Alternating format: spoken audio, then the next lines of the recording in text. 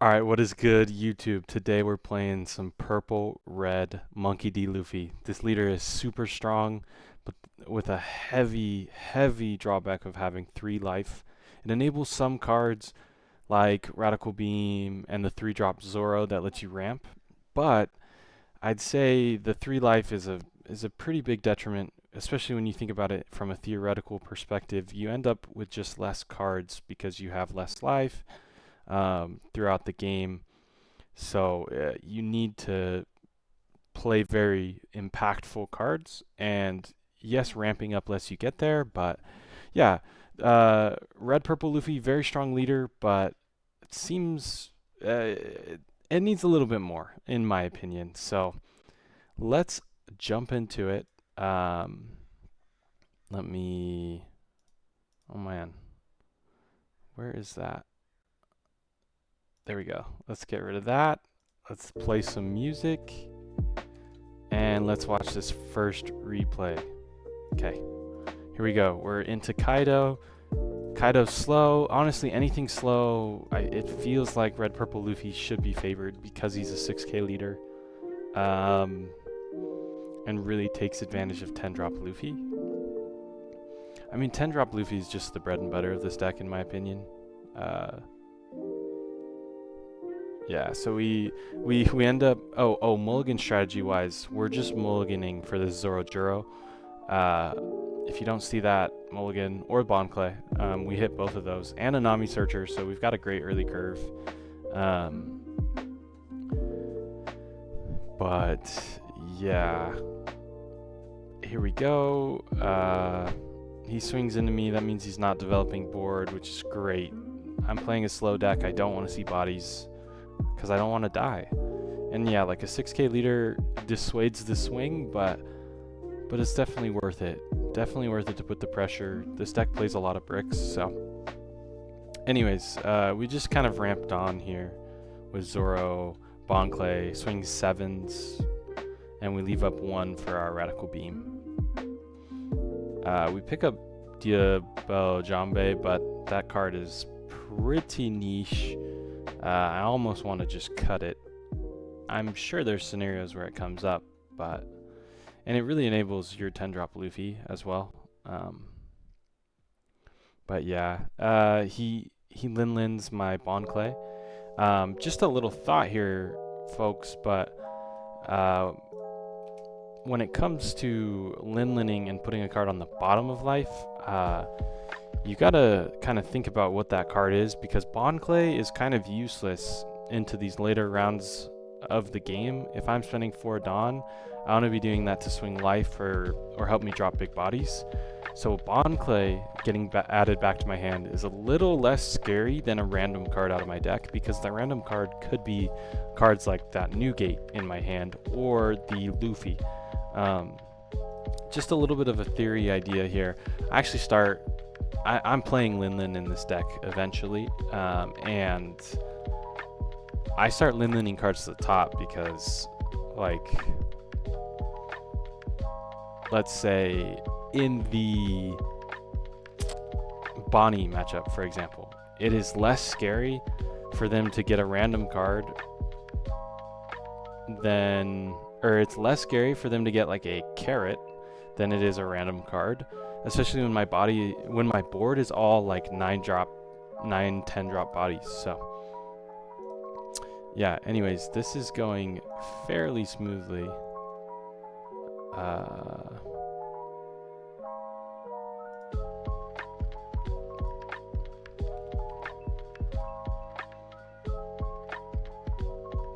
Also, by the way, if you notice some weirdness there, he accidentally passed his turn a little bit ago, and so I passed right back so that he could just make a play.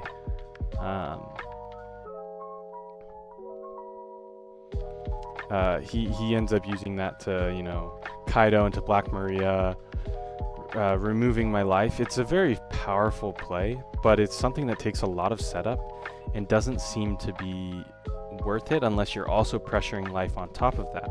So I think Kaido could be a really good aggressive deck. I don't like the big body version that a lot of people are building towards, though. Anyways, like, this is a free Luffy turn. Obviously, I could have just jammed 10 onto Luffy and swing 16, but this is a little more guaranteed of a win. But if we stop and look at his hand, he had no counters, so it didn't really matter either way. But yeah, that's a good game to my opponent. Let's take a look at another one. We've got quite a few games, and this is exciting because we're playing into Black Yellow Luffy, right? One of the best decks in this meta, and we actually end up hitting Nami Searcher into our Zoro on turn 1. We're on the even curve, and this is huge. So he swings, and I know I talked about this in a previous video as well, but for this deck, you do want to go the Starve tactic against Luffy. So I sat there and I thought about swinging. I decided not to. That is the correct decision. He just keeps piling down onto his leader and trying to threaten life, which I am totally okay with. As you can see, I continue to starve. I swing 4 into 5 and still get to ramp my Dawn, putting me up to 7. And then I'm just gonna drop a blocker because I don't want him to just keep piling down on his leader and swinging. Obviously, I'm gonna lose the game that way as well if we continue that route. So getting a blocker established over something like the Kid or the Bond Clay felt good here. And he goes after my ramper, and I just give him a 1k and block. And then he drops Luffy, as you can see, and I think Linlin is sick in this matchup. I'm gonna Linlin this Luffy to the bottom of his life because this is a card I don't want him to get back anytime soon. I think about the Kid here. I think Kid is a little more aggressive of a line, but I really like the Linlin play. It lets me dump some of these bricks out of my hand, get a new life, and bottom that Luffy. Really set him back even farther. Now he has 5 life. He's nowhere near activating that leader ability. And now I've got a ginormous body on my board. Oh, but he's gonna deal with it. So he Ice Age Sabos me, which is pretty unfortunate. And then swings 8. And I believe I counter out here. I just I don't want to go too low. And then basically throughout the rest of this game, the idea is I'm just gonna keep developing bodies, and then swing, swing, swing. Okay, so we're getting to that point where now I can pressure life. I've got my leader at 7k, so it makes him a lot harder to swing into. And I've got the purple Luffy in my hand, which makes me feel very secure in this game, because as soon as I drop purple Luffy, he's going to be under a clock. And looking at this is we're in the perfect position to drop purple Luffy. Oh, sorry, people call him Gear 5 Luffy. So yeah, he ends up pulling off the play to get his life all the way down and gives himself 2 life. He swings face. I think here I should probably just control board and develop another Eustace Captain Kid.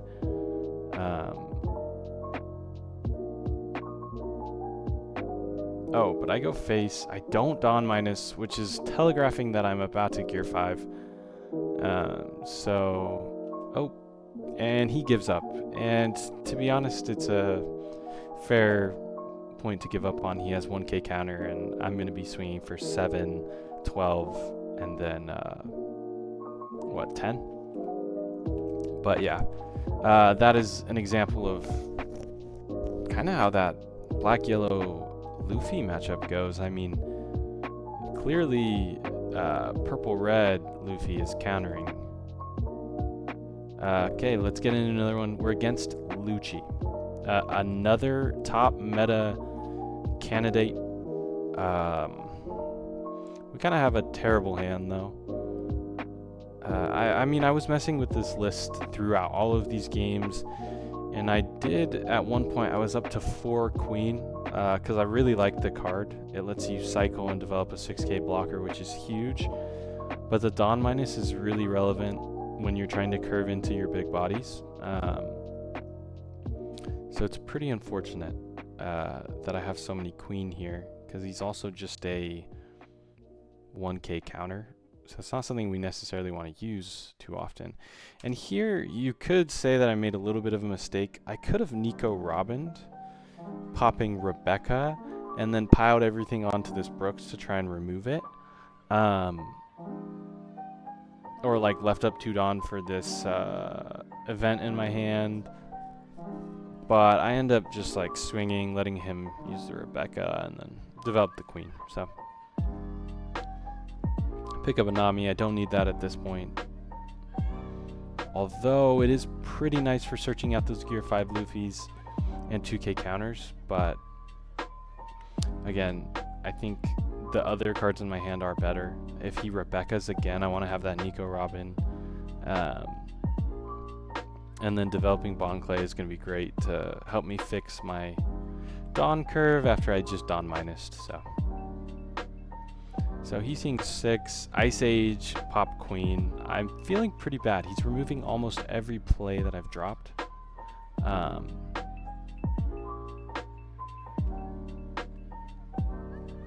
then he swings 8, and I do not want to counter out of this, but I do have the 0 cost event.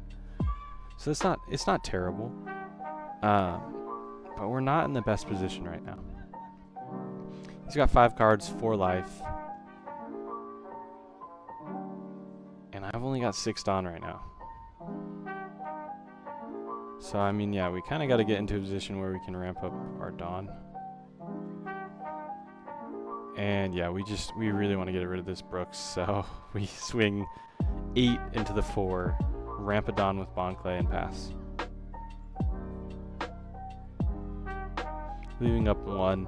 I like leaving up 1 a lot of the time because Radical Beam is a 4 of or 3 of in a lot of lists for this deck, and it's good to bluff things.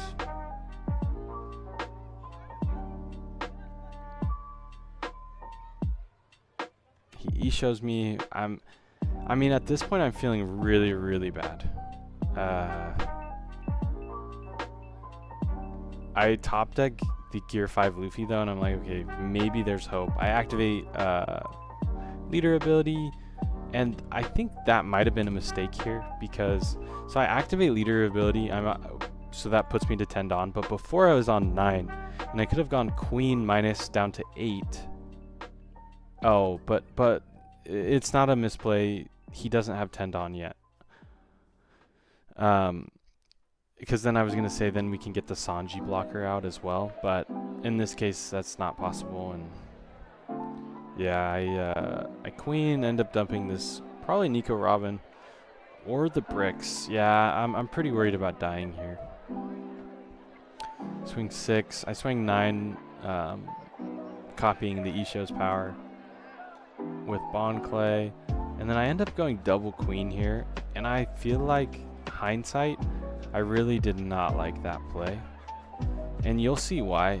I'm gonna get punished immensely here because if we just think about it, he needs 0 Dawn to remove 2 of, or he needs to use 1 Dawn in a Lucci to remove 2 of my bodies, and then I've got a rested Bond Clay. We're in a terrible position now. So double queen was definitely not the move. I don't know what other moves I really had though. So maybe it was good enough to try and cycle out my hand. And if he doesn't remove all of this, then I have a chance to, block and swing out.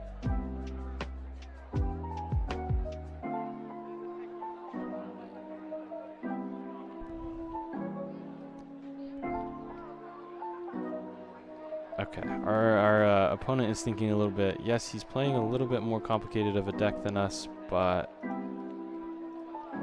also we were not on 2x speed, so that would have helped. Here, you 100% block, right? Like, there's a good chance that your cards are getting removed, so I misplay there, didn't block for the Bond Clay, and then he Lucci's me. as expected. And I lose my 2 queens. Then he's going to come 10 into life. I can't counter out of this. And yeah. He ends up going 12 into life, and it's like, I wasn't countering out of it anyways, but, you know. Okay, and then looking at this, it's like, what do you do? This hand is not doing much. It's like, yep, Gear 5 Luffy is my only option. So let's do it. Luffy, leader ability into a Dawn. Activate Luffy to gain a Dawn. Gain an extra turn. Gain a Dawn. With Luffy ability again. We're up to 5 Dawn. And we've got a 12k swing as well as a 6k swing. So I do like swinging Luffy into this E-Show. If he wants to give me a bunch of cards for that, that's fine. Because then I would just crash Luffy into it again. He's already used a lot of his Ice Ages. Oh, I just Sanji. Okay, yeah. Sanji works too. He's already used his Ice Ages. He hasn't seen a Gecko Moria yet, so that's pretty big. Oh, he Ice... That's his 3rd Ice Age. That's crazy. So he Ice Age Sanji, and then I believe he's probably going to try and... No, I was like, he could probably try and go for game here. But does not. Looking at it, I just like did the math quick. It's like if he tries to go for game here, I have enough to counter out of it. And I would rather him try to go for game than play something like a blocker, because then next turn I for sure can win. Right? Like, yeah. Yeah, a 9-11, wow, would have gotten the job done. So, yeah, we end up winning against Lucci. Obviously, he didn't see any Morias, which would have been back-breaking, and we made some misplays. But yeah, let's take a look. Another match into Bonnie. Bonnie is such a difficult leader to play against. But I get a little bit of a value play. He drops Jewelry Bonnie, doesn't activate the search. It's turn 1, he couldn't have. And I get a pop hit with Nico Robin. So we go 1 for 1, and yep, he just gets aggressive immediately, swinging. Plays another Bonnie. I'm going to get that with my Nico Robin and swing and hopefully play something. Yep, perfect. We've got the Zoro, which means we're going to ramp. We're going to be on a decent curve. Plays another Searcher. Pretty annoying. And leaves up the 1. So I'm not going to be able to do much here. So I just swing the Zoro, take the ramp. And then I've got lots of Dawn, lots of options. He lets the Searcher go, which... honestly, I would have given the blocker. I'm not sure why he didn't block there. Feels like a little bit of a mistake, but pretty sure he wins this game, if I'm remembering right. Bonnie's a rough matchup. Yeah, I think I should counter out here. I do with the Sanji, because I want to keep this Law, because he's at 6 cards, and I'm just going to swing into his face and see if he takes it. If he takes it, then I Law him. If he doesn't, then I drop something like Rayleigh's.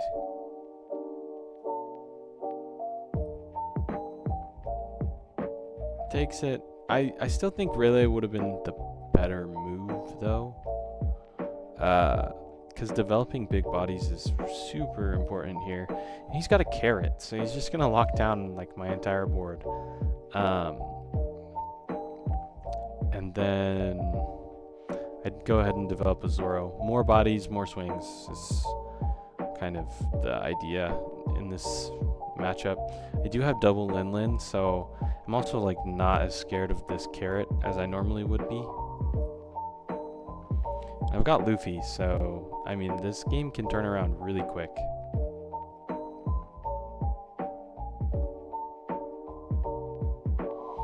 I mean, part of me wonders if you just always Luffy right here, right now.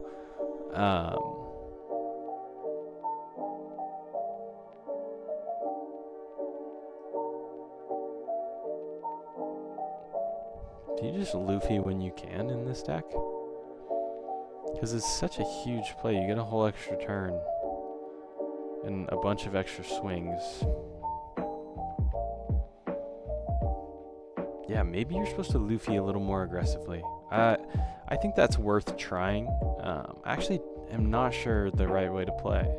So definitely gonna have to play more games with the red purple Luffy. Maybe I will take my words back, and maybe this leader is much stronger than I think.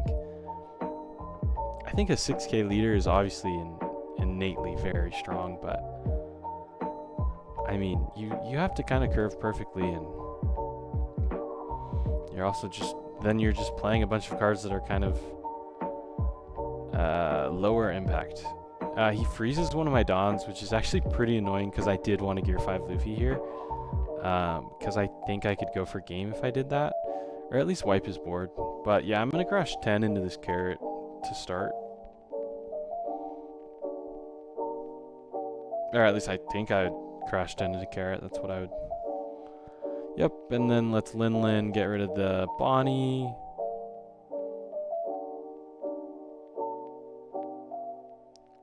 Funny enough, I get greedy and I put the Bond Clay in the trash. Oh, okay. So I go after the carrot and I put it at the top because I really don't care if he gets a carrot. I'm more worried about like if he gets his Dofis and stuff. And so yeah, he swings Bonnie into life. I take that, plays another searcher. He's got 2 blockers. I'm like, that's unfortunate, but also I'm gonna get mega value right now. Swing 12 in his Bonnie, pop his Rosinante. He rests down my Lin, and I've still got 8 Dawn, and guess what I'm gonna do with it? Rayleigh. Just play big bodies. This deck's, you know, he could Doflamingo me here, and that wouldn't feel great. But I also wouldn't be in that bad of a position. I'd still be able to swing with this Rayleigh and leader, unless he left up a Dawn. He doesn't have it though, and he just ends up developing board more. I go to 1, but I've got 3 big bodies and Gear 5 Luffy in hand, so yeah, swing is what I would do.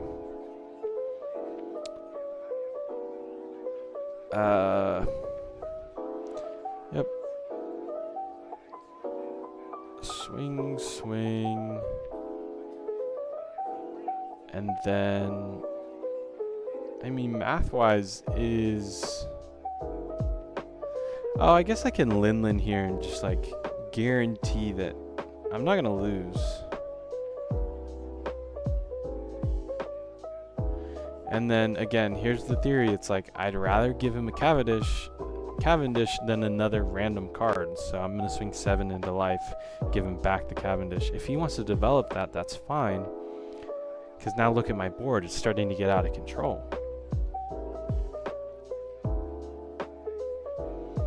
And we're on 2x speed. Yeah, this game's about to be over. He swings 11, which is just not the right number into a 8. You know, even into even, odd into odd is a saying that I've heard from some other YouTubers, and that is the way to do it. We end up getting the win. Yeah, that's a good example of how you want to play into Bonnie. But also, they didn't hit a lot of their top end, so... Alright, let's go into another game against Red Yellow Sabo. This deck is always scary because you can be so creative with the lines in this deck. He ends up just pounding face on his 4 Dawn turn, which I am okay with. I get to drop a Bond Clay. Or sorry, his 3 Dawn turn. Swing 7. Kind of just hoping he doesn't hit a trigger. He doesn't. That's great. 6 into 6. Definitely going to give him a counter. Nico Robin is not that great in this matchup, so he ohms, hits the Holly, and drops it. Yep, and then we're on our 7 Dawn turn. We drop the kid and go to 7k leader. This makes it really hard for him to swing into me. And he hits a trigger, so he's got another body on board, and I'm thinking about how do I pressure his board and life the most effectively. I think leaving up Bonclay is the right move. He doesn't have anything at the moment to pop it, so I am content. He puts a Dawn onto his Kikanojo so that he can push it back into life. I think it's a weird play. It gets the job done, it's just... And he's going to be able to cheat it out later. It's just, I feel like it's not that proactive of a play. And like now I get to go Newgate into kid swing, and now I'm going to be a 9k leader. He can't be feeling very good. And then he counters out of this kid swing, which is just a mistake.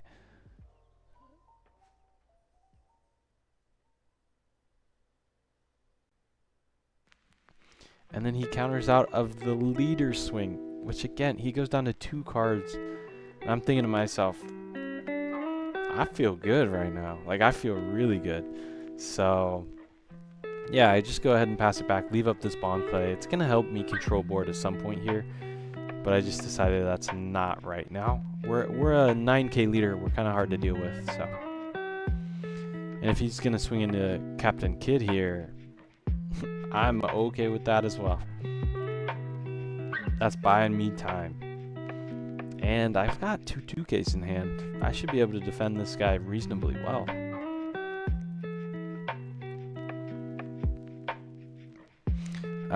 Kid into Newgate is just one of the most disgusting plays you can make. I end up 2k countering out. I'm thinking like, hey, I might need this queen later to cycle into some relevant cards. Like queen dumping this law and getting 2 new cards would be great. But I've got a really great play lined up where I'm gonna be able to knock out several of his characters. And yes, he's going to get 2 characters off of these life triggers that are face up. But he's got to discard a card to do that, and I'm gonna remove 2 of them with Newgate Relays. So Kikanojo is going to give him back that life, which is unfortunate, but it's okay. We're going to just control board. We're a 7k leader. Again, very hard to swing into. My hand's nothing but counters, so. If he wants to swing 7-7-7-7, that would be 2, 4, 6, a 7 Dawn investment. So I'm not too worried. He ends up dropping the guy that minuses a character or leader's attack, and does that on my leader. So I'm just a 6k leader now. I counter out. He swings 6 and a 6.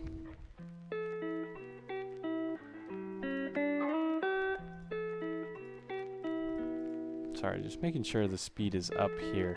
Some of these games are pretty slow. He swings 7 into 6. I give him a 2k.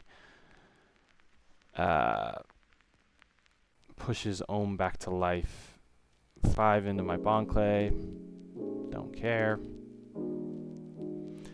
And then he's going to get really greedy here and go 10 into 10, which I just have another counter for. And yeah, probably should have swung into Kid. Guaranteed. And then I top deck into Luffy, and now I'm like, it's for sure over because it's 8, 8, 10, 7, 12, 10, which there's no way he can defend out of that. But yeah, because we'd get the swing off of Luffy twice and 1 off of the Gear 5 with the extra turn. Okay, here we go. Another game. We are into Vegapunk. I'm pretty sure I get steamrolled this game. Vegapunk's scary, man. He's going to drop 6k bodies every turn for free. Yeah, he's at 2 life, but I mean, some of these guys have blocker on it. It's like crazy. Yeah, so he's 6 and 6, and I take and then counter out. I'm not going to need law in this matchup. I really love Law. He's probably one of my favorite cards, especially this purple Law. But he is quite hard to use in some matchups, and this is one of them. Vegapunk is just not going to have 7 cards very often, and when they do, they're going to be playing down. So, anyways, I just counter out very aggressively here. I don't want to go too low. Luckily, we're going into 8 Dawn here, and I'm going to be able to Newgate, which should be able to keep me fairly healthy. Yeah, so we go to 8 Dawn and then ramp with leader. Swing, try to control board. He ends up countering out, which sucks. But swings 8, and then looking at my hand, I can't stop these swings, so I just got to give it to him. I go to 0 life, which is a very bad number. But if you look in our hand, we got Lin, so there's a chance. So we just go face and hope that it works out. It's probably not going to, but yeah, dump one of these Luffys. We don't need him.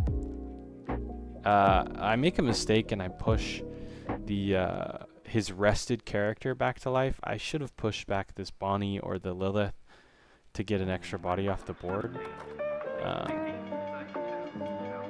And then I end up swinging. Actually, I don't swing because I don't want to give him a body.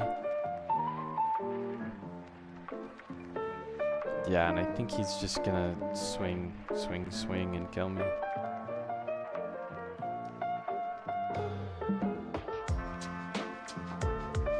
Yeah, brutal. So that was a rough game. I definitely misplayed a little bit there. I could have had 1 less body, which would have actually been relevant. I would have survived another turn. I just don't know if I would have been able to close that game before he killed me. Yeah, that was a quick one. Let's look at another one. We're playing Vivi.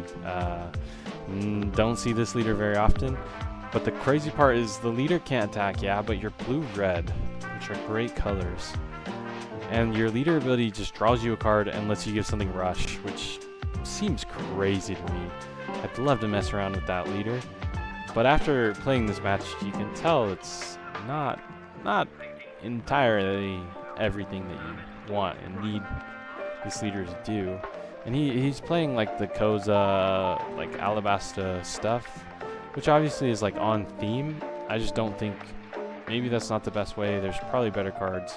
Anyways, I curve out great. I have Zoro,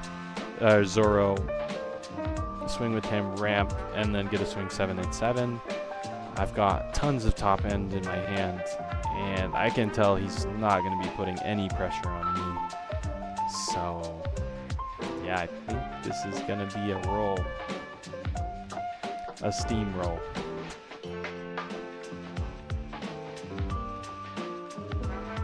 I mean, he is yet to swing into life. And he does it. And I counter out. I could have taken that one to go down to 2 theoretical beams live. But I mean, now I'm already on 10 Dawn. I Newgate. And I'm just going to swing into life. I should have removed the Chaka, though. I didn't. The Koza and Chaka both minus power, and then there's just plenty of cards that kill low power units. So yeah, I gave him a free 6k reduction when it only needed to be 3. But yeah, I'm an 8k leader, so counter out of those attacks easily. He drops an event that pops my Newgate. I actually don't even look at the event because I don't care. It's not that relevant. I've still got a pretty solid follow-up play with Relays or even Luffy. Luffy's great. He's only on 2 life, and I mean, I like trying to control board, to be honest, but okay, he counters out either way. And then yeah, Luffy. Nami into Sanji, which is actually the perfect card. Swing 6 into this Koza. Swing 12 into the Chaka and drop a Sanji. So I should be pretty protected at the moment. He drops a Rayleighs. I'm like, oh, great. There goes Sanji. And he's got a pretty big body. And he gives it Rush, which is crazy. Rayleighs with Rush seems bonkers. First thing I think about is just swinging into Rayleigh, seeing if he gives me 2 cards, but yeah, and like, check this out. We're already back at 9 Dawn.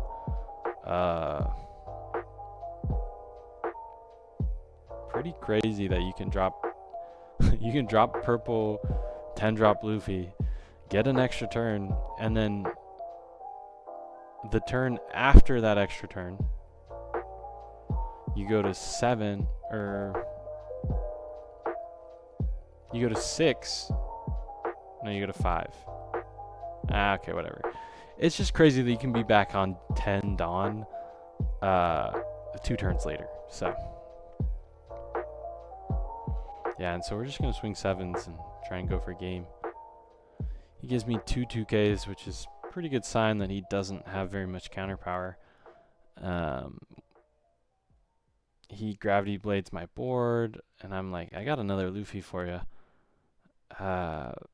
Yeah, so slowly I am just buying into this idea of like, play Luffy, win games. Like, purple Luffy's crazy. Oh, whoops. Okay, that's just me. Alright, so that's it for the gameplay. Let's take a peek at the deck. This is the iteration I ended up on. I ended up... So, let's just run through it. We've got 4 Nami. I really want to see Zoro. And then a fair bit of this deck is Straw Hat. So, Nami hits, you know, your Sanjis, as well as your Radical Beams. And those are cards that you really want to see. But it's mostly like I want to guarantee the Zoro, because hitting that ramp on 3, and sometimes you get a ramp twice with 1 card, is just so important in getting you to this Luffy. Yeah, so 4 Nami, 3 Newgate. 9 drops are crazy in this deck because you hit your 8 drop turn and then Luffy into 9, and you're dropping your 9s a turn early a lot of the time. So I mean, Newgate's just so powerful, making your leader 8k in this case, and then being able to pop 3ks ends up being relevant because you play reduction on top of that. Newgate's really strong. 2 Nico Robin. This was like a little bit of a tech card that I saw from another YouTuber, and I ended up really liking it because it's searchable with Nami, and then there's actually a fair bit of 1k or lower cards that get dropped and are kind of just annoying to deal with, especially when you only have like the leader swing a lot of the time, because this deck doesn't have a great curve. Yeah, and then 2 Rayleigh. I'd love to sneak more into this deck, but it feels like the right number, especially because I've got other big bodies to, you know, take its place. 4 Bond Clay, you need the ramp. 4 Zoro, MVP of the deck. Honestly, it's probably the reason you can play this deck is these 2 cards. Then 4 Franusuke, I don't know how to say that. A great 2k counter, and then an optional rusher if you need it in the later game. Personally hasn't come up, but I could see how it might. Double Luffy. This guy's searchable with Nami, and you really only want to see 1. Seeing 2 is just obscene. If you double Luffy them, I'm not sure how you lose that game. So maybe I could see, after playing and watching those games, I could see bumping up this number as well. But you gotta figure out where to cut the cards. This deck is very techy, but I think they're pretty necessary. Like Diable Jambe is a game-winning card, and it's searchable. So it's like when you need it, you can find it. So I like it at 1, but most of the time you don't need it. So I don't like it very often. I could see this card going just for consistency's sake, but that's that's a side note. Sanji, because this Sanji is crazy. It's a 2k counter, and it's a 3 cost 6k when you're less Dawn than your opponent. Two or less Dawn than your opponent. 2 or more Dawn less than your opponent. Sorry. Yeah, this Sanji's so strong. 2 Lin. I think it's just like great anti-green card, great anti-aggro card, great anti-BY Luffy. I mean, this card's just relevant in a lot of matchups for this deck, and getting an extra life is huge in this deck because you're a 6k leader. You're hard to deal with. You're hard to hit. And then I went with 2 Zoro, the 6 cost 7k with Banish. This card is sweet. It's just great to pressure your opponent with something like Banish, where you get to rip away the card if it hits.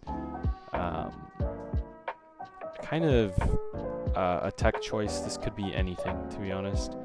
I also like that it's searchable, which is a big reason I'm running it over other cards. These numbers could be tweaked for sure. I ended up on triple queen, triple law. I could see going down to 2 queen.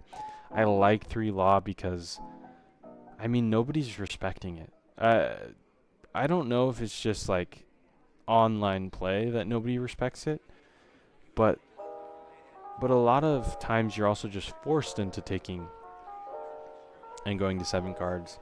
So I really like 3. I like seeing this card. Same with Captain Kidd. These cards are very, very strong. Kidd just getting you to be a 7k leader consistently is crazy. If you thought being a 6k leader was great, being a 7k leader is insane. And then the curve where you go, and I talked about this in the video already, but the curve where you go 7-drop Kidd into 9-drop Newgate is game breaking. Like, you go from being a 7k leader to a 9k leader, and you develop massive bodies. It's like you're playing BY Luffy just normally. You don't have to do any like life manipulation, jank, brother looping. Like, no gecko necessary. Just straight up value. I'm on 4 Rad Beam. This card's sick. 1 for 4 is crazy. And yeah, that's kind of the end of the story. This is a great. Again, so the problem is this deck is not teched for aggro, and I think Radical Beam is a worse card into aggro because it's a 1 cost 2k, whereas like you could just use another 2k counter. One card that I do like for that is the Jinbei, the red Jinbei. I think this is pretty sweet, and the option to give something minus 2k could be relevant. I could see this as a 1-of over a Radical Beam, just to bump up your 2k count. The one Jinbei I already talked about, 2 Gatling. This card's sick, and it's got that trigger from life to ramp you, which can be relevant, but most of the time you'll probably just take this. The ramp is usually not that crucial, especially if you hit your rampers. So yeah, just turn your bricks into blockers, which is into counter, which is great because you play a lot of bricks. And then you got the one it's to die for. Basically, I just wanted any card that ramped me a Dawn. This was the one I picked. It has the trigger from life, so you're going to get a ramp that way. Or if they have a 6k leader or a 6k character, it ends up becoming a double ramp, which is great. Yeah, there's a lot of powerful options in this color. I think you could definitely explore this leader more. And I'm definitely going to do that a little bit, but yeah. Side note, this is probably going to be the only video from me this week. I am going on a cruise, so yeah, wish me luck, and hope you enjoyed the video. If you did, hit that subscribe button for more content, and I'll see you in the next one. Peace.